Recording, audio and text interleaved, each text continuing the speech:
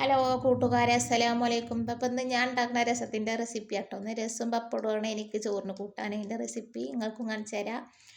അപ്പോൾ അതിക്ക് വേണ്ട സാധനങ്ങളാണിത്: കുരുമുളക്, ജീരകം, ചെറിയുള്ളി, വെളുത്തുള്ളി, ഇഞ്ചി, തക്കാളി, വറ്റൽമുളക്, മല്ലിച്ചപ്പ്, ഇഞ്ചി, പുളി.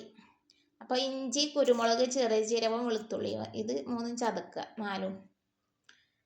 എന്നിട്ട് ഇത് ചതക്കണ്ട കേട്ടോ.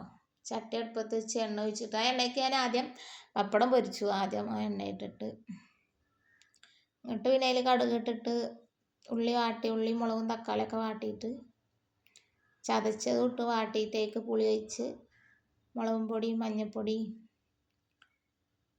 ഉപ്പൊക്കെ പാകത്തിന് ഇട്ടിട്ട് തിളച്ചാൽ എൻ്റെ രസമായിട്ടോ. എൻ്റെ രസത്തിൻ്റെ റെസിപ്പി. ഞാൻ കായപ്പൊടി ഇടാറില്ല കേട്ടോ. കായപ്പൊടി കണ്ടവർക്കിടാം. തിളച്ചതിൻ്റെ ശേഷം ഇടാനുള്ളതാട്ടോ മല്ലിച്ചപ്പ്. ഇത് വാടിയിട്ട് തിളച്ച് അടുപ്പ് ഓഫാക്കാൻ നേരത്ത് മല്ലിച്ചപ്പ് ഇടും. പുളിയൊക്കെ ഒഴിച്ച് മുളകും മഞ്ഞളും ലേസിച്ചിട്ടു. മറ്റേ കുരുമുളക് ഉണ്ടല്ലോ, കുരുമുളകിൻ്റെ ഇത് ഉണ്ടാവും. അതുപോലെ ലേസം പേരിന് ഒരു കളറിന് വേണ്ടിയിട്ട് മുളക് ഇട്ടിക്കണം.